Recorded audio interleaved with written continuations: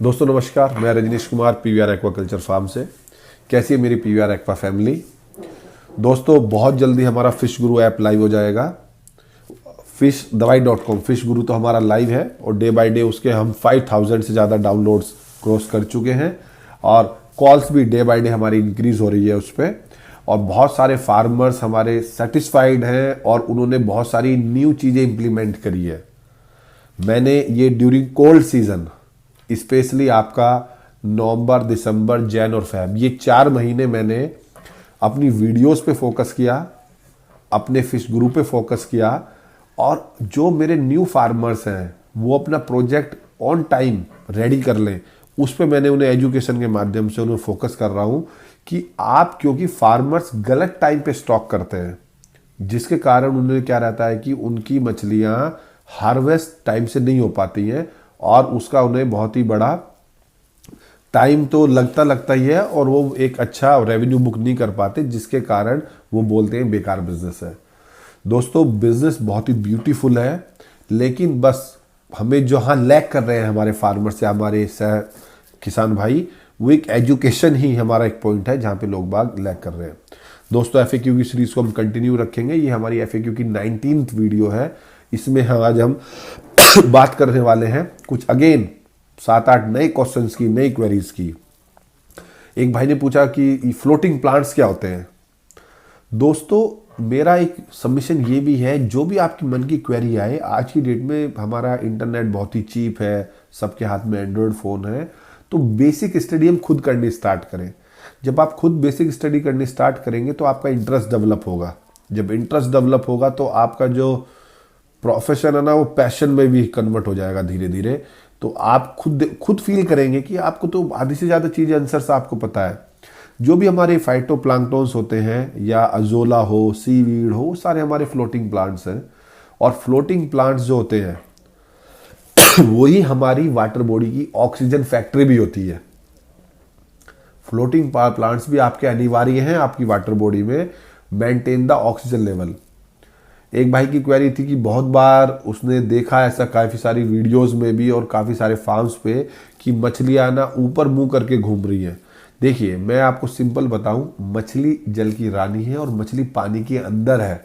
वो आपको नहीं दिख रही तो वो सेफ और सिक्योर है। मछली अगर आपको दिख रही है तो समझ जाइए कि वो आपको इंडिकेशन दे रही है, आपको एक चिन्ह दे रही है कि मैं बीमार हूँ, मुझे पे आप अटेंशन पे करें। तो ये अलग अलग बीमारी के सिम्टम्स होते हैं, चाहे वो अपना मुंह बाहर निकाल के घूमे, पानी के विपरीत डायरेक्शन में स्लो मूवमेंट में घूमे, किनारे पे इकट्ठी हो रही हो। तो आपको इसीलिए अपने फार्म पे रेगुलर विजिट करना चाहिए कि जिससे कि आप देख पाए कि आपके फार्म की मछलियों का स्वास्थ्य कैसा है। एक भाई ने क्वेरी पूछी कि क्या हम पीएमएसवाई के तालाब में कितने बीघे का पॉन्ड बना सकते हैं। पीएमएसवाई की गाइडलाइन का जो डॉक्यूमेंट है वो गवर्नमेंट की वेबसाइट पे भी है और एनएमडीबी की वेबसाइट पे भी है। तो मेरी सबसे विनम्र निवेदन है उसको डाउनलोड करके अपने फ़ोन में या आप उसका प्रिंट आउट निकलवाएं। और उसमें तकरीबन 100 योजनाएं हैं जो सेंट्रल सेक्टर है, सेंट्रल स्पॉन्सर्ड हैं, उसी में के अंदर आपकी स्टेट गवर्नमेंट और जो डायरेक्ट सेंट्रल गवर्नमेंट की है।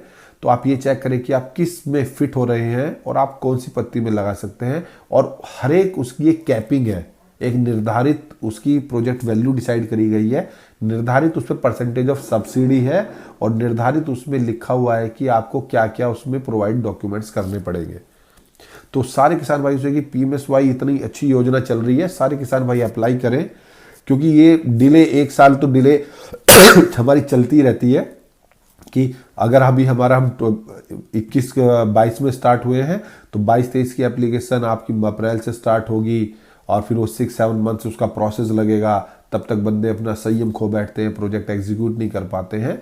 तो ये आप माइंड में फ्रेम बना लीजिए, माइंड में एक आप होमवर्क करके रेडी रखिए कि आपको 6 से 8 महीने उस प्रोजेक्ट को एग्जीक्यूट कराने में लगेंगे।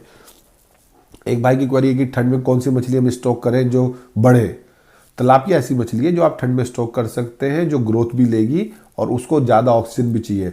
बाकी की रेस्ट फिशेज जो है मेनली कार्प्स, क्योंकि आप सबसे पहले मछली पालने से पहले अपने एरिया का आप विजिट करके ये चेक करिए कि आपके यहाँ पे कौन सी मछली सबसे ज़्यादा सेलेबल है। आप उसके अकॉर्डिंग ही मछलियों का कल्चर कीजिए। आप अन्यथा आप ऐसी मछली बिल्कुल ना पालें कि ये हाई वैल्यू फिश है, आप मिलीनियर बन जाओगे कि जो आपके यहाँ सेल ही नहीं होती हो। एक भाई की क्वेरी थी कि हम फिश कितनी बार दाना खिलाएं। मैं बार बार वीडियोस में, मेरी वेबसाइट पे फीड चार्ट भी अवेलेबल है। आप मछली को उसके साइज के अकॉर्डिंग ही खाना देंगे, वो कितनी आपकी वाटर बॉडी में स्टॉक है। Simple rule, follow the feed chart, उसके अलावा आपको कुछ नहीं करना। एक भाई ने बहुत ही अच्छी क्वेरी पूछी कि आप विलेज पॉन्ड और जो आपने सेल्फ मेड पॉन्ड है उसमें क्या डिफरेंस है। उसमें सबसे बड़ा मेन डिफरेंस, सबसे पहला डिफरेंस है कॉस्टिंग का। जो विलेज पॉन्ड है वो उसकी जो लीज होगी बहुत चीप रहेगी कंपेरेटिवलिटी, जो आपने चाहे आपका अपना है उसकी कॉस्ट होगी, चाहे आपने वो किसी से लीज पे लिया है। दूसरा, दोनों में जो प्रोडक्शन होगा, जो आपका प्रोडक्शन है, आपकी ईल्ड, वो दोनों की डिफरेंस होगी। ये डिपेंड करेगा कि आप किस लेवल की फार्मिंग दोनों में कर रहे हैं। पॉन्ड वाले में आप अगर गांव का पानी आ रहा है उसके कुछ मेरिट्स भी है, डीमेरिट्स भी है, आप उसको रोक नहीं पाएंगे। लेकिन जो आपका अपनी वाटर बॉडी है वो कंट्रोल्ड प्रोजेक्ट है आपका। तो आप ये देखिए कि आप किस स्केल पे कर रहे हैं, आपका एनुअल टारगेट क्या है, आपको पर एकड़ कितना प्रोडक्शन चाहिए और आपको उस रेस्पेक्ट में कितना इनपुट डालना है। बहुत सारे जो पुराने हमारे फार्मर्स हैं वो केवल विलेज पॉन्ड्स में कर रहे हैं कि वहाँ का वाटर फर्टाइल है, वो बहुत पुराना है, बोलते रहते हैं वहाँ प्लांक्टोन ज़्यादा है, खुराक आती है, ये बड़ा कॉमन वर्ड आप सुनेंगे, वो गंदा ऐसा नहीं है। मैं इवन नए पॉन्ड से भी 5-5.5 टन प्रोडक्शन निकालता हूँ। मैंने कैट फिश के केस में तो मैंने अप टू 30-32 टन भी 1 एकड़ से प्रोडक्शन निकाला है।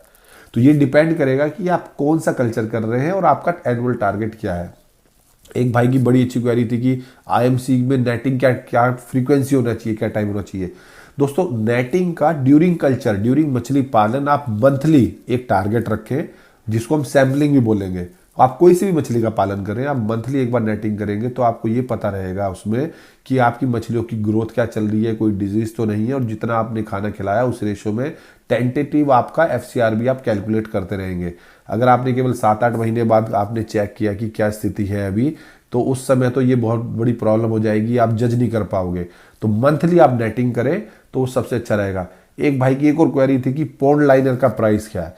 दोस्तों, पॉन्ड लाइनर का प्राइस आपका डिसाइड करेगा कि कितने जीएसएम का पॉन्ड लाइनर यूज कर रहे हैं, किस साइज का यूज कर रहे हैं। दूसरा, एक गवर्नमेंट का एक प्रोजेक्ट चल रहा है कि pond farming with biofloc tanks, उसमें आप बायोफ्लॉक तारपुलिन आप पॉन्ड लगा रहे हैं। तो मेरी अपने किसान भाइयों से रिक्वेस्ट है, अगर आपके यहाँ पे वो प्रोजेक्ट है और आपकी सोयल में वाटर होल्डिंग है तो आपको प्रोजेक्ट नहीं लेना, वो अडॉप्ट नहीं करना है। क्योंकि जो हमारे फिशरी विभाग के अधिकारी हैं उनको हर जगह इस बारे में नॉलेज नहीं है, कहाँ पे किस टाइप की सोयल है, क्योंकि उनकी ट्रांसफरेबल जॉब है। तो आप ये देखिए कि आपने वो प्रोजेक्ट अप्लाई करा लेकिन आपके यहाँ सोयल ऐसी नहीं है जहाँ पे पॉन्ड लाइन की रिक्वायरमेंट है, तो आप उसे एक्सेप्ट ना करें।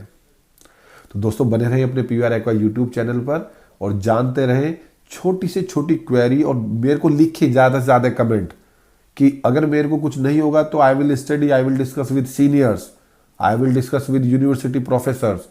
तो मैं आपको वो शेयर करूंगा। अपना टारगेट है कि पूरे इंडिया में सबसे अच्छा यूट्यूब चैनल बने और सबसे ज़्यादा किसान भाइयों को अपनी यूट्यूब चैनल के माध्यम से फायदा हो। धन्यवाद।